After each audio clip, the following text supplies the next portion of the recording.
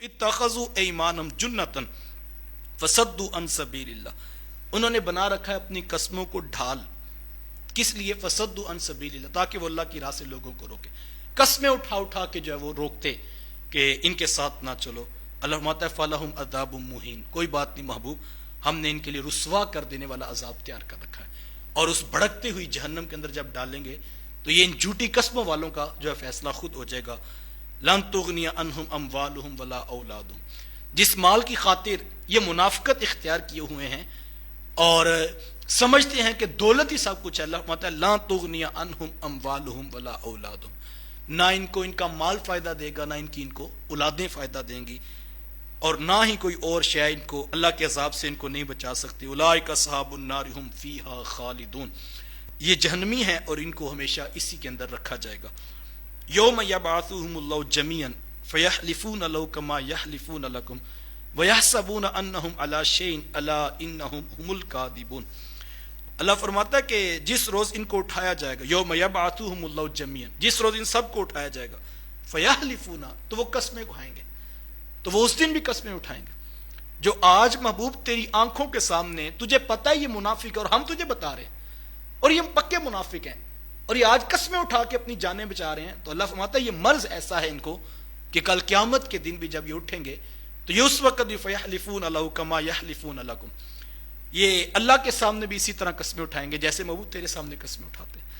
ویحسبون انہم علی شیء الا انہم هم الکاذبون،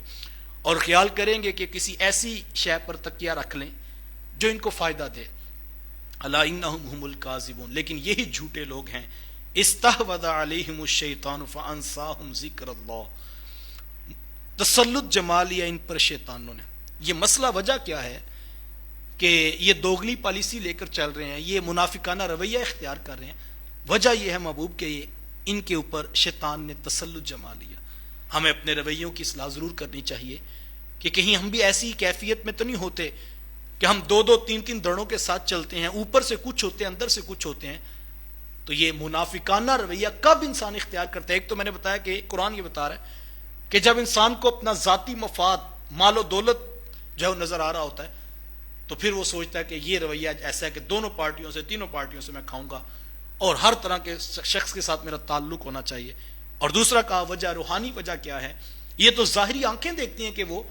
لالچ میں جو ہے وہ یہ سب کچھ کر رہے ہیں، اور کہا کہ دوسری بات استحوذ علیہم الشیطان، ان کے اوپر شیطانوں نے تسلط جما لیا ہوا ہے۔ فانساہم ذکر اللہ، اور جب شیطان تسلط جما لیتے ہیں پھر ہوتا کیا ہے؟ فانساہم ذکر اللہ، اور اس نے ان کو اللہ کے ذکر سے ہی جو ہے وہ فراموش کر دیا ہے۔ اب ان کو پتہ ہی نہیں لگتا کہ ایک طرف چند ٹگے ہیں اور ایک طرف دنیا کا مال ہے، اور دوسری طرف رب کا ذکر ہے، دوسری طرف رسول کی چوکھٹ ہے،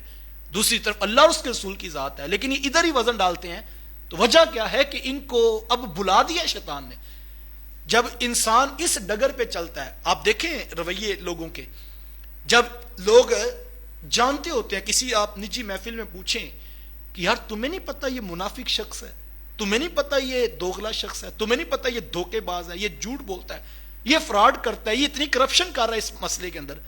وہ کہتے ہیں اس بات کی ٹینشن نہ لو، ہم کون سا اندر اندر سے چل رہے ہیں، ہم تو اوپر اوپر سے چل رہے ہیں، بس جب اس کو ایڈ ملے گی، جب وہ ٹینڈر پاس ہوگا تو بس اس پہ سے ہم نے حصہ لینا، پھر جو مرضی یہ کرتا پھرے۔ تو یہ وہ رویہ ہے اللہ، یہ شروع میں جب چلتا ہے تو پھر انسان سمجھتا ہے میں ابھی پیچھے ہو جاؤں گا، لیکن جب دلوں پر تسلط جما لیتا ہے شیطان، یہ مرض جب منافقت کا بڑھتا ہے تو اللہ فرماتا ہے فانساہم ذکر اللہ، تو پھر شیطان ان کو اللہ کے ذکر کو بھی بلا دیتا ہے ان کے لیے۔ اولئک حزب الشیطان، یہ شیطانوں کا ٹولہ ہے جو اس ساری کارستانی کے اندر لگا ہوا ہے، جو اس کام پہ اپنا وقت دیتا ہے اور منافقانہ رویہ اختیار کیے ہوئے ہیں۔ اللہ فرماتا ہے یہ اصل جو ہے وہ شیطانوں کا ٹولہ ہے۔ الا ان حزب الشیطان هم الخاسرون، سن لو یقیناً شیطان کا ٹولہ ہی یقیناً خسارہ اٹھانے والا ہے۔